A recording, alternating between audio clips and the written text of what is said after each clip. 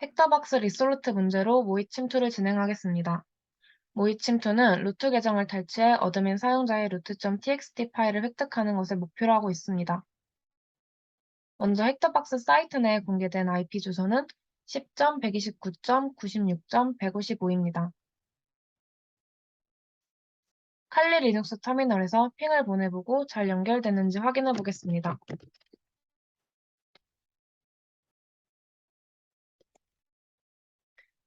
패킷 로스가 일어나지 않고 잘 전달되고 있으니 바로 문제풀이 들어가겠습니다.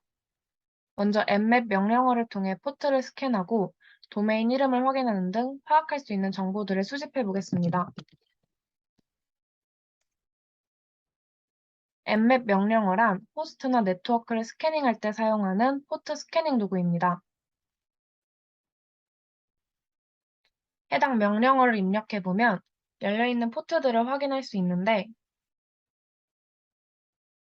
그 중에 윈도우즈 RPC가 오픈되어 있는 것을 통해 공격 대상 머신이 윈도우즈 운영체제를 사용하고 있다는 것을 알 수 있습니다.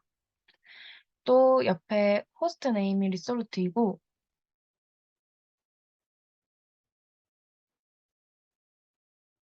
도메인 네임이 megabank.local인 것도 확인할 수 있습니다. 기본적인 정보를 알아보았으면 이는 for 리눅스 명령으로 사용자 목록 정보를 탈취해 보겠습니다.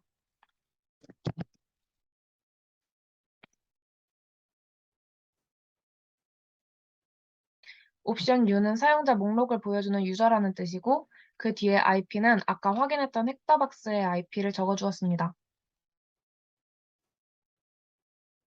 먼저 타겟 IP가 나와 있고 밑에는 유저가 나와 있는데 이 중에 저희가 봐야 할 것은 말코의 계정입니다. 말코의 계정을 확인해 보면 옆에 설명에 계정이 생성되었습니다. 패스워드가 웰컴 123 느낌표로 세팅되었습니다. 라는 문구가 공개되어 있습니다.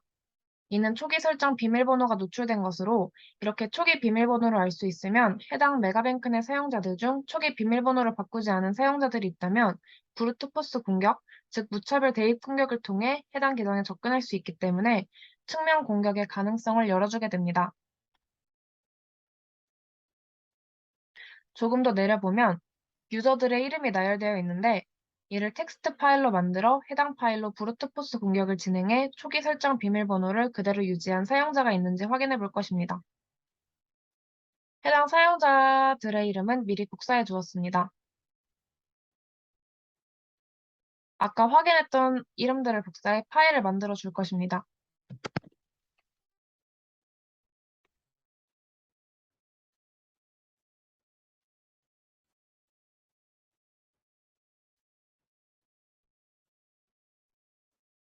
cat 명령어로 잘 만들어졌는지 확인해 볼 것입니다.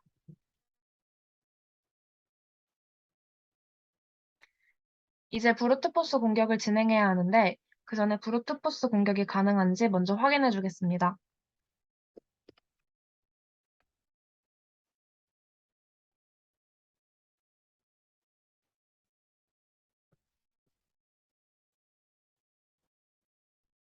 해당 옵션을 사용해 명령어를 입력하면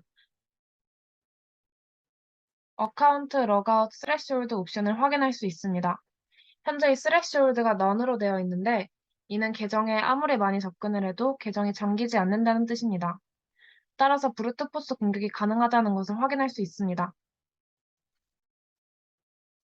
그러면 아까 만들었던 유저 파일을 사용해 브루트포스 공격을 진행해 보겠습니다.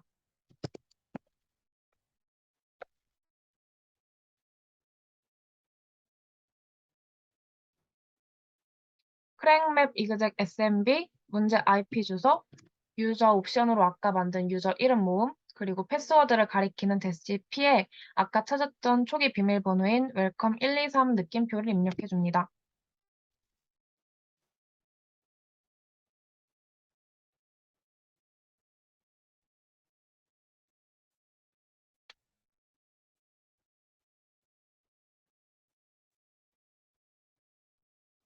차례대로 어드민도 로그인 failure, 게스트도 failure 이렇게 내려가다가 마지막에 멜라니는 로그온에 성공하였습니다. 이를 통해 멜라니가 초기 비밀번호를 그대로 사용한 것이 공격자 입장에서 멜라니의 쉘에 접속할 수 있는 길을 열어줬다는 것을 알 수 있습니다. 이제 멜라니의 비밀번호를 알았으니 멜라니의 쉘에 접근해 보겠습니다. 쉘 접근은 even win rm2를 사용해 접속할 것입니다.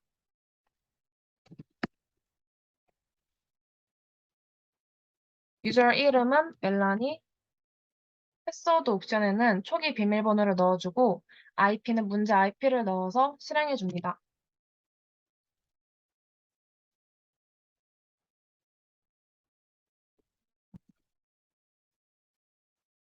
실제로 멜라니 계정 안으로 들어온 것을 확인할 수 있습니다. 경로를 이동해 데스크탑으로 가보면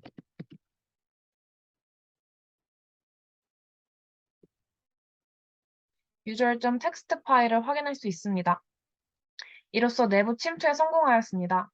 이제 클라이언트에서 클라이언트로 측면 이동하면서 계속 침투 시도를 해보겠습니다. 일단 멜라니 계정에서 얻을 수 있는 정보들이 있는지 확인해 보겠습니다. 디렉토리 정보를 얻기 위해 gci 명령어로 실행해 보겠습니다. gci는 리눅스의 ls와 비슷한 명령어라고 생각하시면 되겠습니다. gci에 옵션 히든을 붙이면 이전에 보지 못했던 파일들을 볼 수 있는데 우리는 그중 PowerShell 트랜스크립트 내로 들어가 보겠습니다.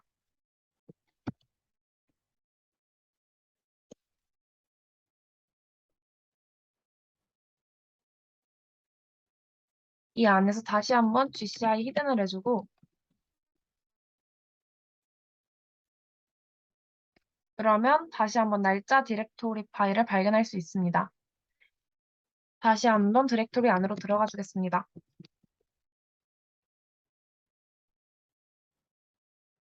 여기서 다시 한번 gci 히든을 해보면 PowerShell 스크립트 파일을 찾을 수 있습니다. 해당 파일을 gc 명령어로 열어보겠습니다. gc 명령어는 리눅스의 cat과 같은 명령어입니다.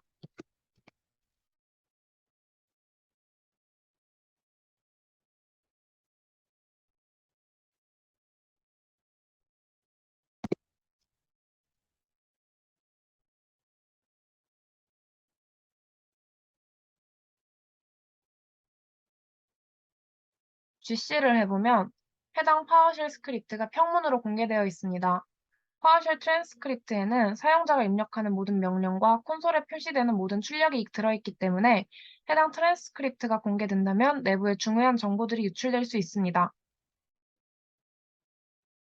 스크립트를 읽어보면 유저네임이 라이언이고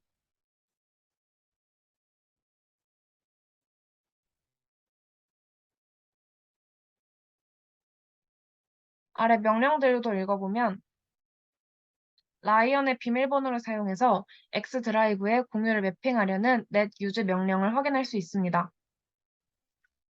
이 명령 때문에 라이언의 비밀번호도 유출되었습니다. 라이언의 비밀번호는 이와 같습니다.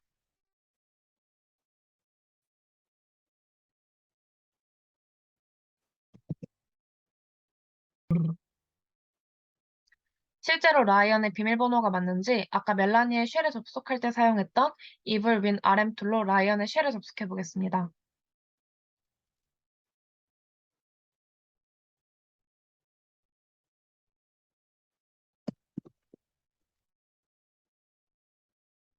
아까와 같은 형식으로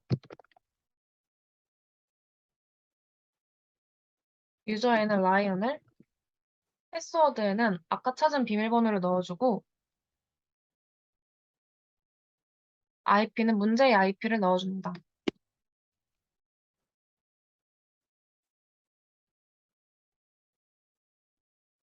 쉘에 성공적으로 접속할 수 있는 것을 볼 수 있습니다. OMI 올 명령어로 라이언이 어떤 그룹에 속해 있는지 확인해 보겠습니다. 유저 네임을 보면 이름이 라이언이 맞고 그룹 네임을 보면 메가뱅크에 DNS 어드민이 있는 것을 확인할 수 있습니다. 이는 라이언이 메가뱅크의 DNS 일원인 것을 증명합니다. 여기서 DNS 어드민 그룹의 구성원은 기본적으로 DNS 서비스를 시작하거나 중지할 수 있는 권한이 없지만 그룹에 DNS 서비스를 시작하거나 중지할 수 있는 권한을 부여할 수 있다는 취약점이 존재합니다. 이러한 취약점을 악용해 DNS 어드민 그룹의 사용자 권한으로 DLL 인젝션 공격을 진행해 권한을 상승시켜 보겠습니다. 그러기 위해선 먼저 MSF 베놈2를 사용해 리버스 쉘을 공격자 시스템, 즉 제 LS2로 다시 보내는 DLL 페이로드를 생성해야 합니다. 시스템이 변경되었을 때 문제될 것이 없는지 확인해 보겠습니다.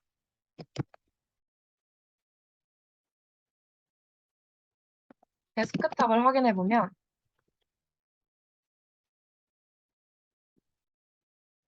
노트 파일이 존재합니다. 파일을 읽어보면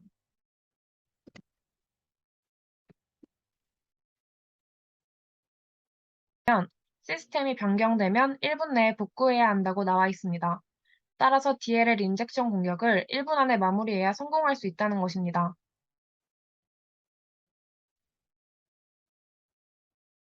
그 전에 에로스트를 확인하기 위해서 ifconfig으로 주소를 확인해 줍니다.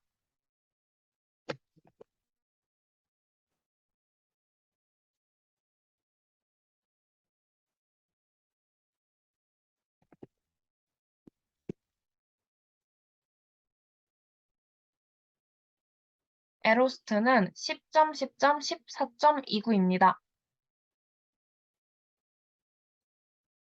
먼저 im 패킷이 있는 경로로 이동해주고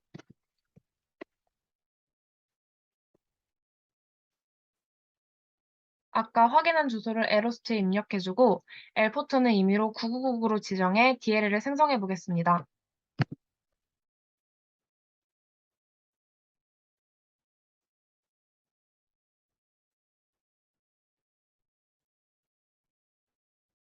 이후 제가 생성한 DLL 파일을 로드하여 권한 상승을 할 수 있도록 유도하기 위해서 먼저 SMB 서버를 실행해주고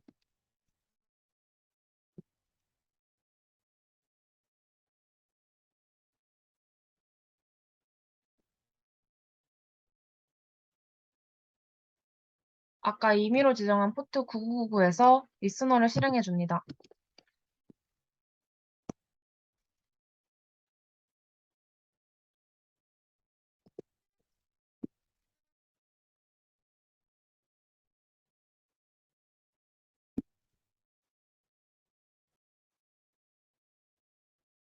이후 evil win rm에서 DLL 파일을 로드하도록 DNS 서버를 다시 시작해 줄 것입니다.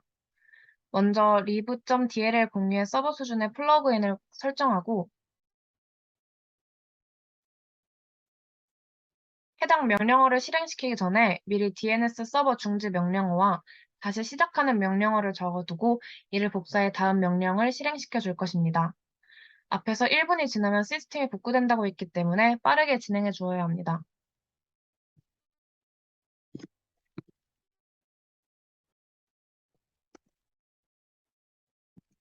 DNS 서버를 중지하는 명령어이고 DNS 서버를 다시 시작하는 명령어입니다.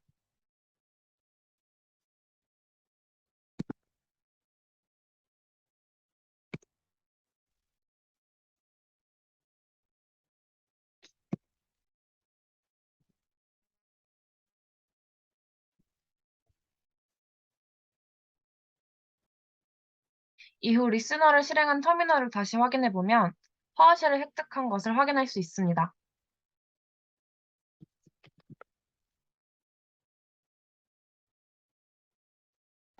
이후 경로를 이동해